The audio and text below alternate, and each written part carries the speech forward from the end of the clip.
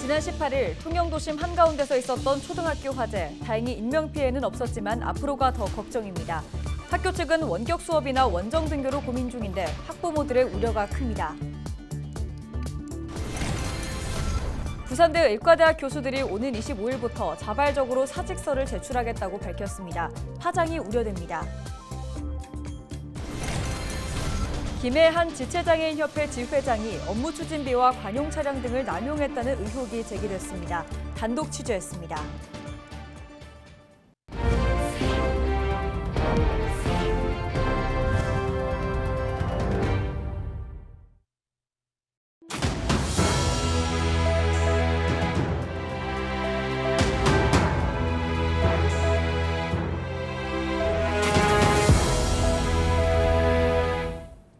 시청자 여러분 안녕하십니까? 헬로티비 경남뉴스입니다. 지난 18일 통영도심 한가운데에서 있었던 초등학교 화재. 인명피해가 없어서 정말 다행이었죠. 학생들과 학부모 모두 가슴을 쓸어내렸는데요. 당국이 19일 오전 현장 감식을 벌인 가운데 학교는 임시 휴업에 들어갔습니다. 정상 수업은 언제쯤 가능할지 앞으로가 더 걱정입니다. 김수정 기자가 취재했습니다. 문을 연 지 10년이 채 되지 않은 학교. 한가운데가 시커멓게 타버렸습니다. 외벽은 종이장처럼 뜯겨나갔고 바닥은 잿더미로 가득합니다. 불이 난 건 지난 18일 오후 2시쯤 1,100여 명의 학생이 이날 등교했는데 다행히 큰 인명피해가 없었습니다. 19일부터 이틀간 통영 재석초등학교는 임시 휴업에 들어갔습니다. 하지만 피해 규모가 워낙 커서 복구까지 시간이 꽤 걸릴 것으로 예상됩니다. 전교생은 모두 1,100여 명. 현재 가까이 있는 다른 학교에서 긴급 돌봄 교실이 이뤄지고 있습니다. 문제는 앞으로입니다. 화재 원인을 찾기 위한 수사는 이제 막 시작됐습니다. 교실과 급식소 등 20곳 이상이 불에 타 학교에서 정상적인 수업을 하기는 당분간 어렵습니다. 학교 측은 고학년 원격 수업을, 저학년은 다른 학교에서 수업을 듣는 이른바 원정 등교를 고민 중입니다. 또 같은 부모들 마음에서 이야기해 주셔서 대단히 감사드리고, 코로나 시국에 아이들이 원격 수업한다고 정말 고생 많았는데 또 그만큼 우리 아이들의 노하우가 있는 걸로 알고 있습니다. 전국적으로 어디에도 있는 그런 상황이 아니기 때문에 학부모님들의 많은 양해를 부탁드리고. 학부모들의 걱정은 이만저만이 아닙니다. 코로나 사태의 원격 수업의 어려움을 다시 겪어야 하는 데다 우려가 되죠. 왜냐하면 코로나 때 한참 원격 수업했잖아요. 그러다 보니까 애들이 생활 패턴이라든지 이런 게 달라지고, 맞벌이 부부들은 또 둬야 되니까 먹는 것부터 생활하는 것까지. 갑작스러운 대형 화재를 목격한 학생들의 정신적 피해도 우려했습니다. 애들이 셋 다 좀 빨리 충격에서 좀 벗어났으면 좋겠더라고요. 어제 많이 울었거든요. 학교를 자꾸 잃었다라고 자꾸 생각을 하는 것 같더라고요. 더 이상 학교를 못 가는 거 아닌지, 아이들 새 학기인데 친구들하고 친해져서 친구들 보고 싶은데 지금 학교를 못 가고 있으니까 좀 불안해하기도 하고. 이번 화재로 발생한 재산 피해는 소방서 추산 15억 원. 3월 새 학기를 맞았지만 고작 2주 만에 학교를 잃어버린 학생들. 졸지에 아이를 챙겨봐야 하는 학부모들의 피해는 셀 수 없습니다. 헬로티비 뉴스 김수정입니다. 네, 앞서 전해드린 것처럼 학교에서 불이 났지만 학생들이 빠르게 대피하면서 다행히 큰 인명피해를 막을 수 있었습니다. 이처럼 실제 화재 사고가 발생했을 때 학생들에게 필요한 대피 요령을 알아봤습니다. 표영민 기자의 보도입니다. 지난 18일 발생한 통영의 한 초등학교 화재로 학생 안전에 대한 경각심이 높아지고 있습니다. 실제 화재가 발생했을 때 어떻게 대응해야 하는지 이곳 안전체험관에서 배워보겠습니다. 화재 비상벨이 울리고 순식간에 연기가 복도를 가득 메웁니다. 사람들은 한 손으로 코와 입을 막고 낮은 자세로 이동합니다. 화재 상황을 가정한 연기 피난 체험입니다. 실제 화재 현장에서는 불길보다 연기로 인한 인명피해가 큽니다. 특히 많은 학생이 밀집해 있는 학교는 불을 끄는 것보다 연기가 퍼지기 전 대피하는 것이 중요합니다. 네, 다른 사람들에게 불이 났다는 사실을 신속하게 알려주고 선생님의 지시에 따라서 한 손으로는 코와 입을 젖은 수건으로 막은 상태로 나머지 반대손으로 벽을 짚으며 방향을 잡고 신속하게 밖으로 대피하시면 되겠습니다. 학생들이 자신의 몸을 보호할 수 있는 능력을 기르는 것도 중요합니다. 지역에 마련된 체험관 등을 찾아 화재 등 각종 재난 상황에 대처하는 요령을 배워보는 것도 좋습니다. 안전체험관을 방문하셔서 화재안전, 생활안전, 교통안전, 응급처치 교육을 통해 초기 대응 능력 및 연기 탈출, 비난기구 활용 등을 체험해 볼 수 있는 기회를 가지시는 것도 좋을 것 같습니다. 전문가들은 무엇보다 사전에 화재를 예방하는 것이 최선이라고 말합니다.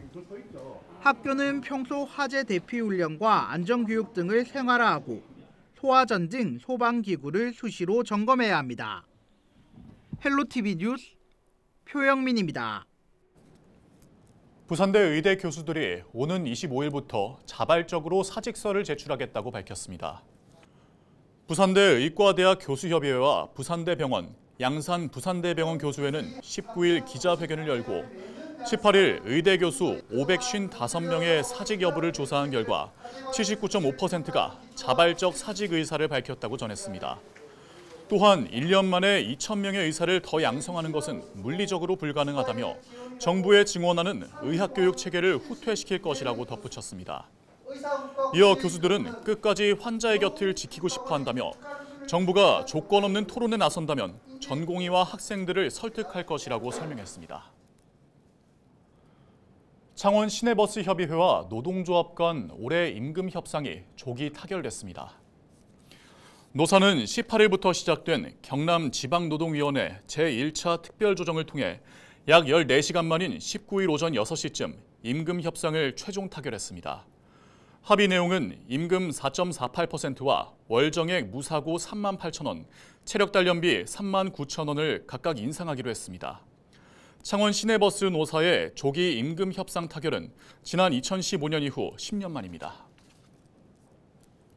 올해 김해에서 열리는 3대 메가 이벤트를 앞두고 홍태용 김해시장이 시민들의 관심과 애정을 당부했습니다. 홍 시장은 18일 기자회견을 열고 올해 김해에서 펼쳐지는 양대체전과 한중일 문화교류의 장을 위해 행사 준비와 손님 맞이에 힘을 쏟고 있다고 설명했습니다.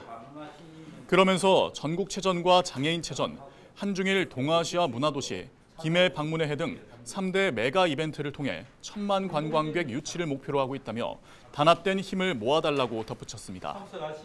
올해 전국체전은 오는 10월 11일부터 17일까지, 장애인체전은 10월 25일부터 30일까지 열리며 개폐막식이 열릴 김해 종합운동장의 현재 공정률은 85%입니다. 동아시아 문화도시는 4월 19일부터 수로왕릉 일원에서 첫 공식 개막 행사를 열고 메가 이벤트의 서막을 알립니다. 김해 한 지체장애인협회 지회장이 업무 추진비와 관용 차량 등을 사적으로 이용했다는 의혹이 제기됐습니다. 행사 보조금을 횡령했다는 의혹도 불거졌습니다. 권정숙 기자가 단독 보도합니다.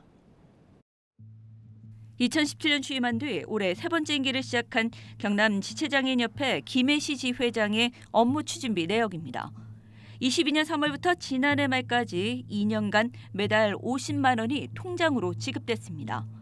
어디에 사용됐는지 증빙은 제대로 되지 않았지만 지회장은 별다른 문제가 없다는 반응입니다. 업무 추진비를 내가 카드를 쓴다든지 이럴 경우에는 영수증이 이렇게 별도로 들어가야 되겠으면 저희는 카드를 쓰는 게 없고요. 증액으로 받기 때문에 이걸 별도로 영수증 청구는 지금까지 없거든요. 하지만 규정은 그렇지 않다는 게 내부 직원들의 이야기입니다. 업무 추진비는 현금을 받아서는 안 됩니다.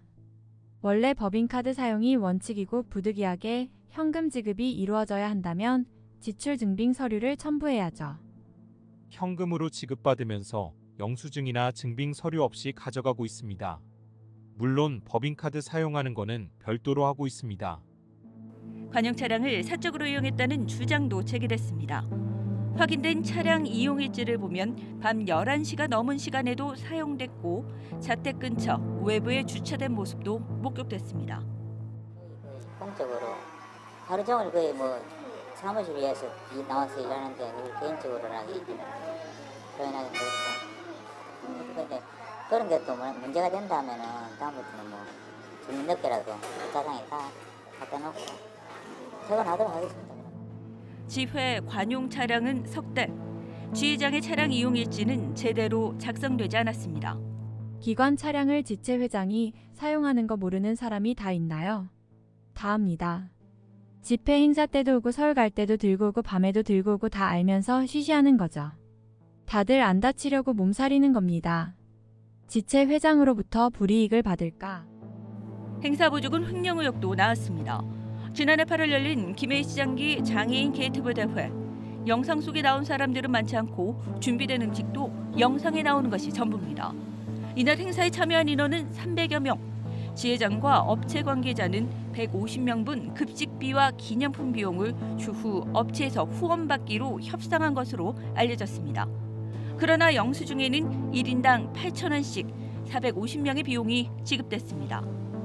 지난해 6월 경남 장애인 기능경기대회 식비 영수증도 비슷합니다. 당일 비가 오면서 오후 4시쯤 집으로 돌아갔다는 참가자들. 저녁 7시 31분쯤 결제된 영수증은 음식 사진과 함께 처리됐습니다. 그런데 이 사진 모두 이 식당을 방문한 다른 사람들이 블로그에 올린 사진입니다. 작년부터 지회 행사하면 옷을 준다고 해놓고 안 주더라고요. 또 식사 제공도 안 하고 김밥만 주고 뭐 간식이나 이런 거 주고. 회원들에게 돌아가야 되는 부분들을 실제로 지급하지 않고 허위로 서류를 작성하여서 실제로 지급한 것처럼 서류를 위조하여 시에다가 제출했습니다. 그동안 내부에 문제 제기가 수차례 있었지만 지난 11일 김해시 지도점검과 지난 13일 내부 점검에서야 처음으로 이런 내용들이 지적됐고 15일 열린 지회 총회에서 문제가 제기됐습니다. 하지만 이를 보는 지회장의 시선은 조금 달랐습니다. 그래서 내가 뭐 많이 받을 생각도 없고 제가 사업을 많이 해가지고 좀 수익이 창출되면 그때 더 받아가겠다고 그 설명한 이유는 있습니다. 1,200여 명의 지체장애인 정회원이 등록돼 있고 사업 운영, 임금, 인사 등 매년 60억 원이 넘는 예산을 운영하는 김해 지회장의 자리. 갖가지 의혹이 불거지면서 감사 필요성이 제기되고 있습니다. 해야 할 지체를 대표하는 회장인데 본인 사리 사용만 채우지 말고 회원들을 위해서 더 이상 불법적인 행위는 하지 말았으면 합니다. 헬로티비 뉴스 권정숙입니다. 기장바다를 배경으로 활발한 저술 활동을 펼치고 있는 김연아 작가가 기장 지역 해녀와 아이들, 기장바다를 담은 동화 난장마녀 꽃 목걸이를 발간하고 출판 기념회를 열었습니다. 2018년 부산 아동문학 신인상을 받으며 등단한 김연아 작가는 2020년부터 기장군보 기장사람들의 기장의 18개 갯마을과 해녀 이야기를 기획 연재한 향토 작가입니다. 그동안 기장군 최고령 출향 1세대 해녀 이야기를 담은 김봉래 자서전과 나는 해녀다, 꼬마 해녀와 아기 돌미역 등 기장의 바다와 문화를 알리는 책을 발간해 화제를 모았습니다. 최근에는 기장군 홍보대사로 위촉돼 재능기부 등 기장군을 홍보하는 데 앞장서고 있습니다. 하나오션이 노르웨이 품질 안전 전문기관인 DNV와 국제안전경영 시스템 정량적 평가 등급 인증을 위한 양해각서를 체결했습니다. DNV는 3개월간 하나오션 전체 작업장에 대한 안전보건 관리 상태를 사전 점검하고 이를 수치화한 데이터를 제공할 예정입니다. 하나오션은 평가 결과를 바탕으로 향후 5년간 DNV와 안전보건 시스템 혁신을 위해 협력할 예정입니다. 또한 DNV로부터 국내 제조업계에서 가장 높은 수준의 국제안전경영 시스템 정량적 평가 등급 획득과 함께 무제해 사업장 기반 구축에 나설 계획입니다. 2024년 1월 1일 기준 부산의 평균 공동주택 공시가격이 지난해보다 하락했습니다. 국토교통부는 19일 전국 1,523만 호 공동주택 공시가격을 발표하고 다음 달 8일까지 집주인의 열람 및 의견 청취를 진행한다고 밝혔습니다.